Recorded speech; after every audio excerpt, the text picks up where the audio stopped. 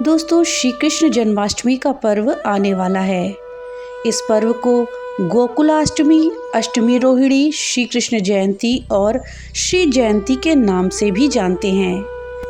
मान्यता है कि भाद्रपद महीने के कृष्ण पक्ष की अष्टमी तिथि को रोहिणी नक्षत्र में रात के 12 बजे भगवान श्री कृष्ण का जन्म हुआ था। दोस्तों, इस साल 2025 में ये पावन पर्व 16 अगस्त को बड़े ही हर्षोल्लास के साथ मनाया जाएगा। ये दिन भगवान श्री कृष्ण के बाल्यावस्था के स्वरूप को श्रद्धा से याद करने और उनकी पूजा अर्चना का अवसर होता है।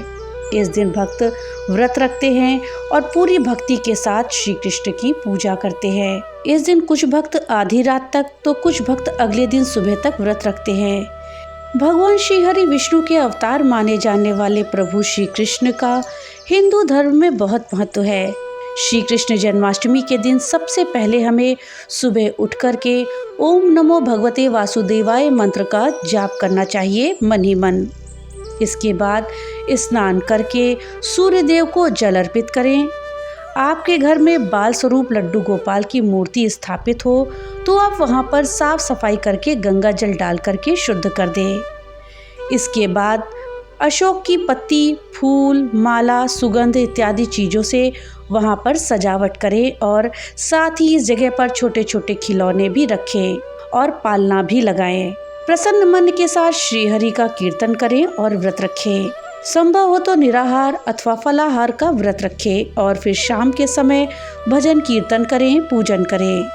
और अर्धरात्रि को जब भगवान श्री कृष्ण का जन्म हो जाता है तो सबसे पहले थाली बजाएं।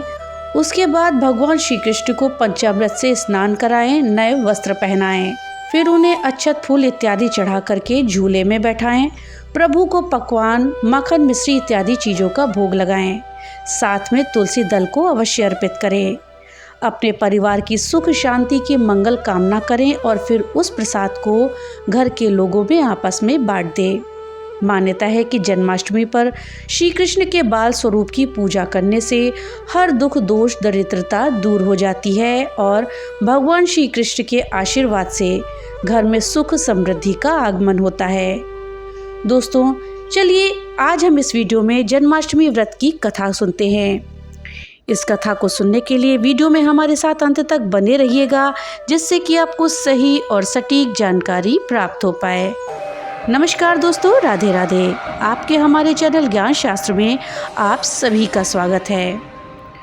दोस्तों, स्कंद पुराण के अनुसार द्वापर युग की बात है। उन दिनों में मथुरा में उग्रसेन नाम के एक राजा होते थे। उनका एक पुत्र था कंस और पुत्री थी देवकी। राजा उग्रसेन स्वभाव से बहुत ही सीधे साधे और सरल थे। यही वजह थी कि उनके पुत्र कंस ने उनका राज्य हड़प लिया और स्वयं मथुरा का राजा बनकर के बैठ गया। कंस अपनी बहन देवकी से बहुत ही स्नेह करता था।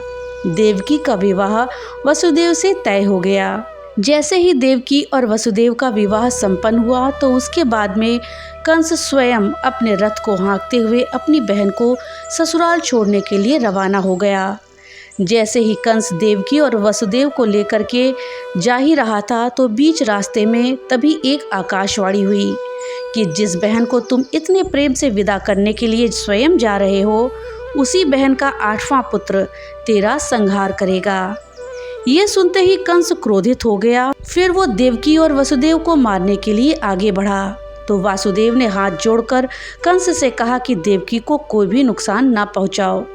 मैं स्वयं देवकी की 8वीं संतान ला करके आपको सौंप दूंगा।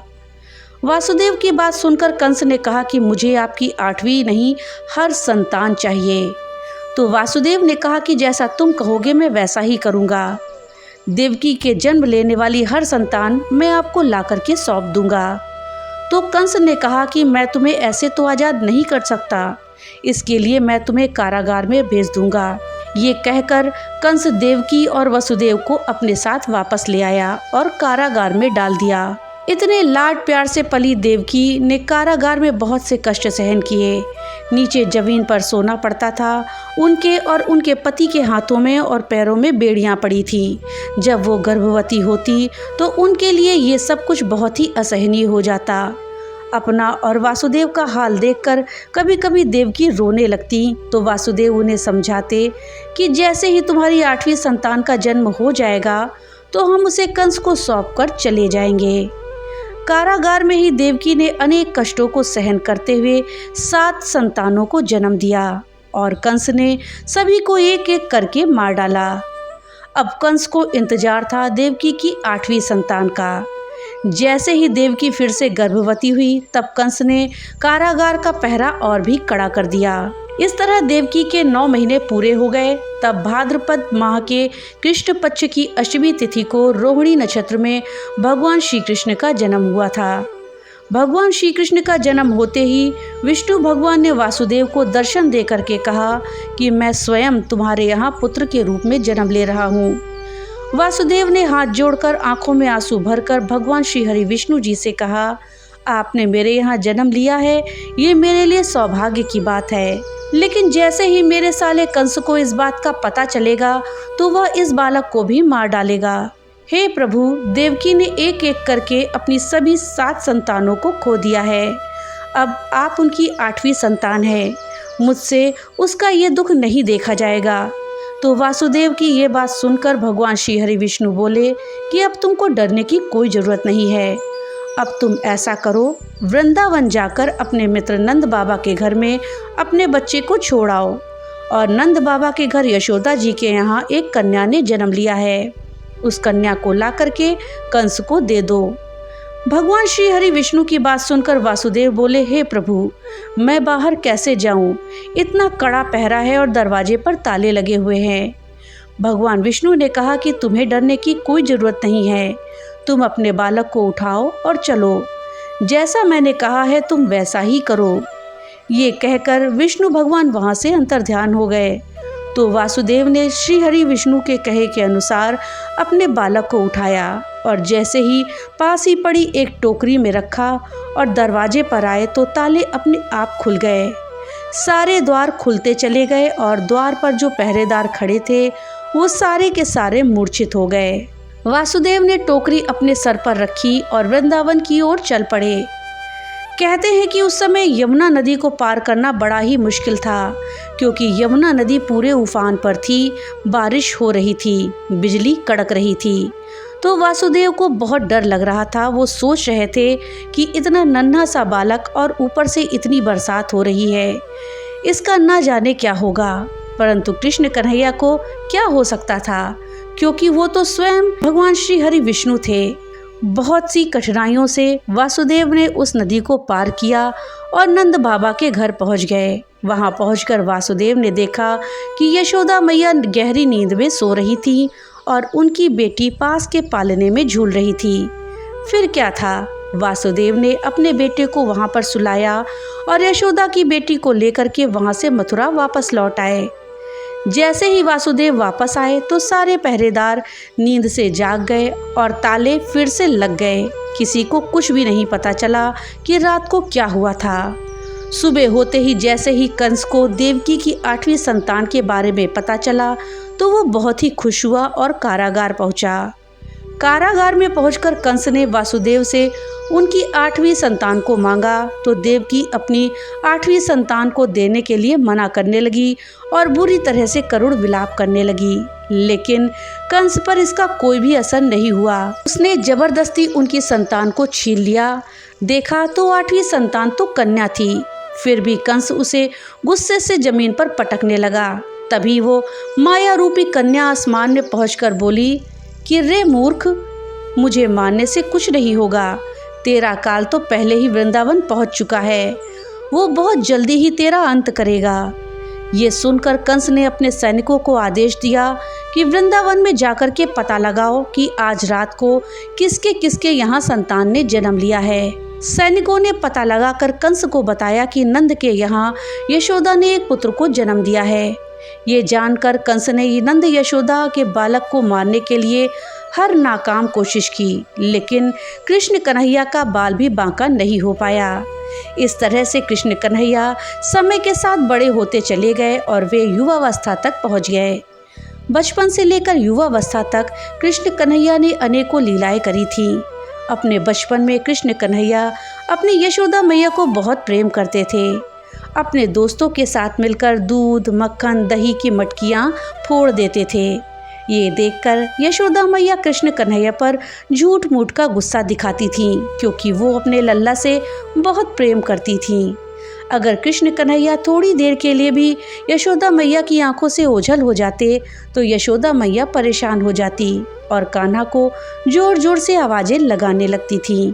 इसी तरह से अनेकों शैतानियों के साथ कृष्ण कन्हैया बड़े हो चुके थे। एक बार कृष्ण और बलराम उस स्थान पर पहुंचे जहां पर कंस के द्वारा प्रसिद्ध धनुर्यज्ञ का आयोजन किया गया था। कंस की शक्ति को प्रदर्शित करने के लिए वहां पर एक विशाल धनुष को रखा गया था। धनुष को देखते ही कृष्ण कन्हैया उसको लेने के लिए आगे बढ़े, लेकिन सैनिकों ने उन्हें रोक दिया। ये देखकर कृष्ण को बहुत गुस्सा आया और वो सैनिकों को बुरी तरह से पीटने लगे और सारे सैनिकों को वहां से भगा दिया। और फिर मंच पर चढ़कर वह भारी धनुष को अपने हाथों पर धारण कर लिया और उसे उठा दिया। फिर धनुष तो गड़गड़ाहट की आवाज़ के साथ टूट गया। वो आवाज़ इतनी जोर की थी कि मीलों दूर बैठे कंस के कानों तक पहुंच गई थी। इस ध्वनि से कंस को पता चल चुका था कि देवकी का 8वां पुत्र कृष्ण आ गया है और मेरा अंत समय निकट है। ये सोचकर कंस बहुत ही भयभीत हो गया। फिर भी कंस ने एक विशाल सेना कृष्ण को मारने के लिए भेजी, लेकिन कंस की सेना हार गई। इसी तरह भगवान श्री कृष्ण ने कंस का वध किया और मथुरा को कंस के अत्याचारों से मुक्त किया। कहा जाता है कि जन्माष्टमी के दिन कृष्ण जन्म की इस कथा को सुनने से जन्म जन्मांतर के सभी पाप नष्ट हो जाते हैं और जीवन में सुख सौभाग्य की प्राप्ति होती है। दोस्तों, ये थी कृष्ण जन्माष्टमी की कथा। अब आइए कृष्ण जन्माष्टमी के दिन सुनी जाने वाली दूसरी कथा को सुनते हैं। कहते हैं कि इस कथा को सुनने मात्र से इंसान 84 लाख योनियों से मुक्त हो जाता है। एक बार यशोदा मैया प्रभु श्री कृष्ण के उलाहनों से तंग आ गईं और छड़ी लेकर श्री कृष्ण की ओर दौड़ी। जब प्रभु ने अपनी मैया को क्रोध में देखा तो वो अपना बचाव करने के लिए भागने लगे। भागते भागते श्री कृष्ण एक कुम्हार के पास पहुँचे। कुम्हार तो अपने मिट्टी के घड़े बनाने में व्यस्त था, लेकिन जैसे ही कुम्हार ने श्री कृष्ण को देखा तो वो बहुत प्रसन्न हुआ। कुम्हार जानता था कि श्री कृष्ण साक्षात परमेश्वर हैं। तब प्रभु ने कुम्हार से कहा कि कुम्हार जी, आज मेरी मैया मुझ पर बहुत क्रोधित है। मैया छड़ी लेकर मेरे पीछे आ रही है, इसलिए मुझे कहीं छिपा लो। तब कुम्हार ने श्री कृष्ण को एक बड़े से मटके में छिपा दिया। कुछ ही क्षणों में मैया यशोदा भी वहां पर आ गईं और कुम्हार से पूछने लगी, क्यों रे कुम्हार, तूने मेरे कन्हैया को कहीं देखा है क्या? कुम्हार ने कह दिया, नहीं मैया, मैंने कन्हैया को कहीं नहीं देखा। ये सब बातें श्री कृष्ण बड़े से घड़े के नीचे छुप करके सुन रहे थे। मैया वहां से चली गईं। अब प्रभु श्री कृष्ण कुम्हार से कहते हैं, कुम्हार जी, यदि मैया चली गई हों तो आप मुझे इस घड़े से बाहर निकालो। कुम्हार बोला, ऐसे नहीं प्रभु जी, पहले मुझे 84 लाख योनियों के बंधन से मुक्त करने का वचन दीजिए, तब मैं आपको इस घड़े से बाहर निकालूंगा। भगवान मुस्कुराए और बोले, ठीक है, मैं तुम्हें 84 लाख योनियों से मुक्त करने का वचन देता हूँ, अब तो मुझे बाहर निकाल दो। कुम्हार कहने लगा, मुझ अकेले को नहीं प्रभु, मेरे परिवार के सभी लोगों को भी 84 लाख योनियों के बंधन से मुक्त करने का वचन दीजिए, तभी मैं आपको इस घड़े से बाहर निकालूंगा। प्रभु जी कहते हैं, चलो ठीक है, उनको भी 84 लाख योनियों के बंधन से मुक्त होने का मैं वचन देता हूँ, अब तो मुझे घड़े से बाहर निकालो। अब कुम्हार कहता है, बस प्रभु जी, एक विनती और है, उसे भी पूरा करने का वचन दे दो तो मैं आपको घड़े से बाहर निकालता हूँ। भगवान श्री कृष्ण बोले, वो भी बता दो, क्या कहना चाहते हो? कुम्हार कहने लगा, प्रभु जी, जिस घड़े के नीचे आप छुपे हो उसकी मिट्टी मेरे बैलों के ऊपर लाद के लाई गई है। मेरे इन बैलों को भी 84 लाख योनियों के बंधन से मुक्त करने का वचन दे दो। भगवान ने कुम्हार के प्रेम पर प्रसन्न होकर उन बैलों को भी 84 लाख योनियों के बंधन से मुक्त होने का वचन दे दिया।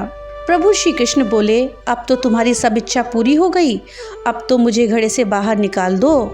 तब कुम्हार कहता है, अभी नहीं भगवान, बस एक अंतिम इच्छा और है, उसे भी आप पूरा कर दीजिए। और वो ये है कि जो भी प्राणी हम दोनों के बीच के इस संवाद को सुनेगा, उसे भी आप 84 लाख योनियों के बंधन से मुक्त कर दोगे। बस ये वचन और दे दो तो मैं आपको इस घड़े से बाहर निकाल दूं।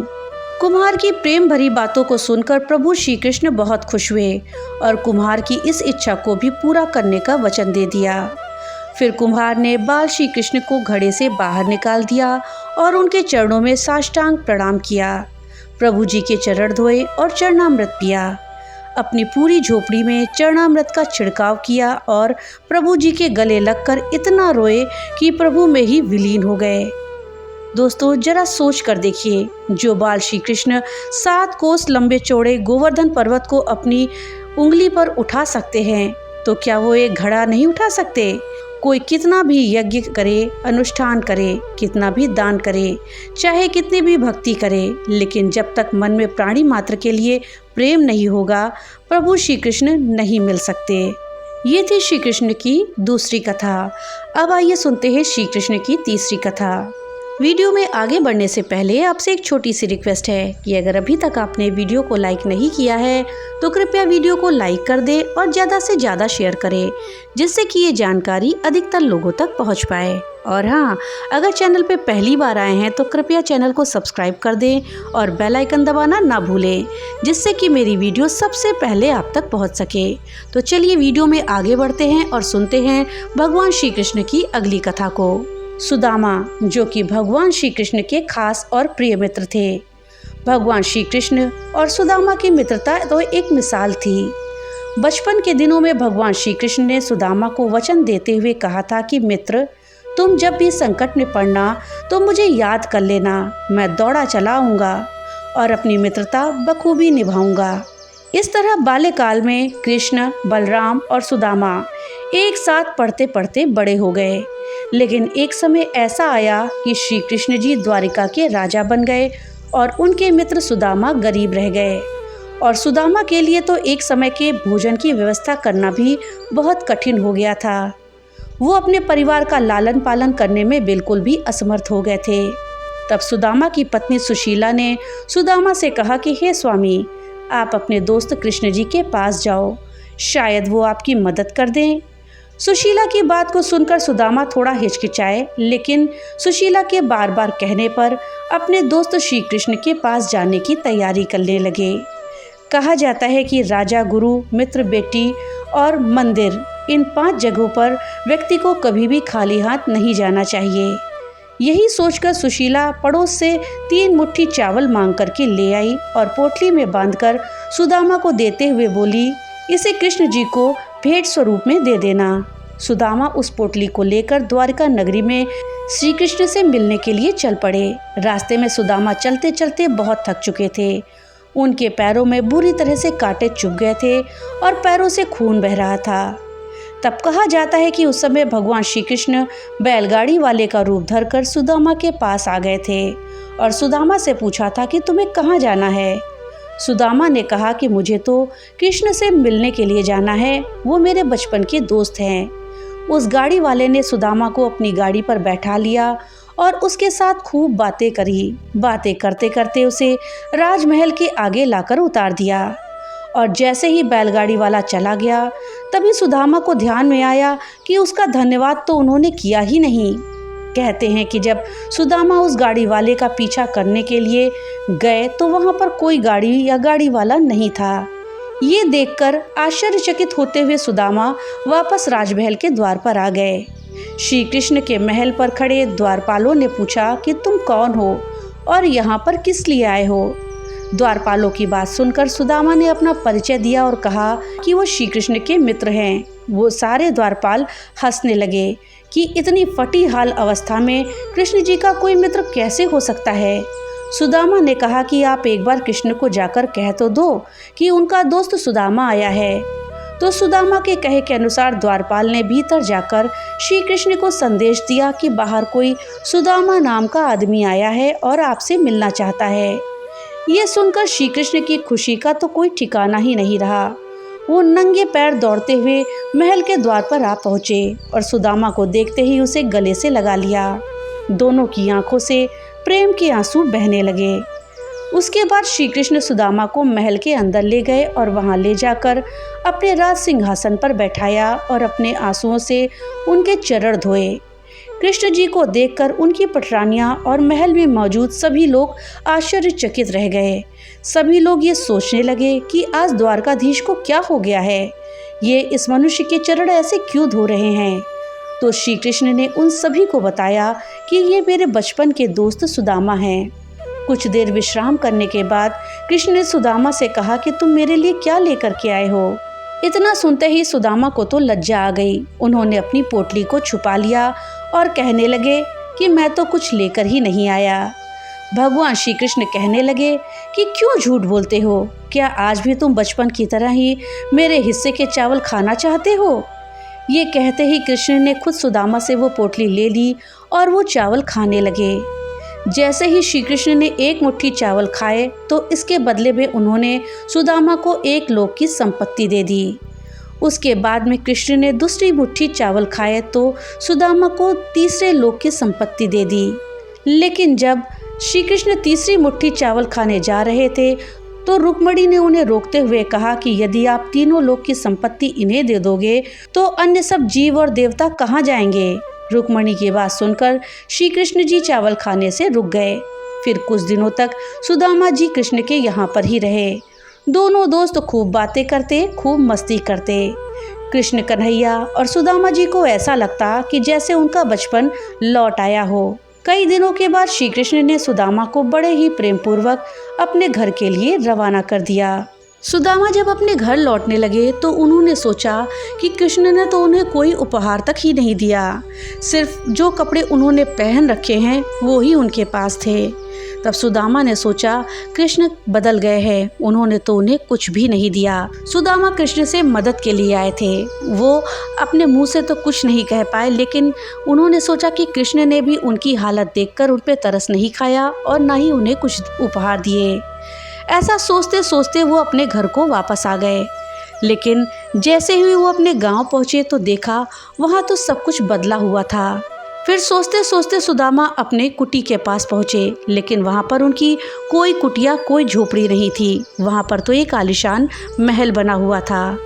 वो अपने घर को नहीं पहचान पाए। लेकिन तभी द्वार पर उनकी पत्नी सुशीला खड़ी हुई थी और वो एक रानी की भांति सजी सवरी थी। सुदामा ने सुशीला से पूछा कि ये सब क्या है। तब सुशीला ने बताया, ये सब आपके मित्र का चमत्कार है, उन्होंने ही ये सब हमें दिया है। ये जानकर सुदामा जी बहुत प्रसन्न हुए और उन्होंने मन ही मन श्री कृष्ण को प्रणाम किया और उनकी इस पूरी लीला को समझ गए। तो दोस्तों, ये थी जन्माष्टमी के उपलक्ष्य में सुनी जाने वाली कथाएं। जानकारी आपको कैसी लगी हमें कमेंट बॉक्स में लिख करके ज़रूर बताइएगा। तो मिलते हैं अगली नई वीडियो के साथ, तब तक के लिए राधे राधे।